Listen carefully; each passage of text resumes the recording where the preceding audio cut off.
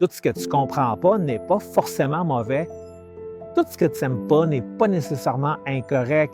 Et tout ce qui te dérange n'est pas forcément en dehors de la volonté de Dieu.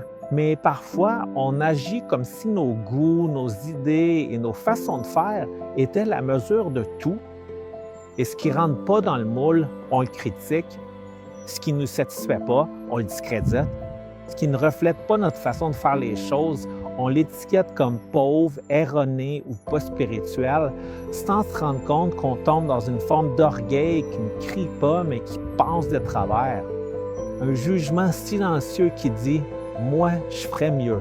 Ça n'a pas de sens. » Pourquoi ils font ça comme ça? Mais voici une vérité qui casse ce schéma. Dieu ne travaille pas selon tes critères. Il n'est pas limité à ton style, ton expérience ou ta méthode.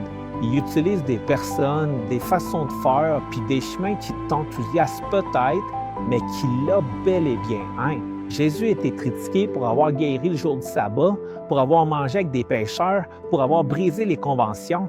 Beaucoup ont mal pensé de lui parce qu'il ne rentrait pas dans leurs standards religieux, mais c'était le Fils de Dieu en chair et en os. Alors, avant de tirer des conclusions hâtives, réfléchissez plus profondément. Tout ce qui est différent n'est pas forcément mauvais, puis parfois, ce que vous n'aimez pas est précisément ce que Dieu utilise pour vous enseigner l'humilité.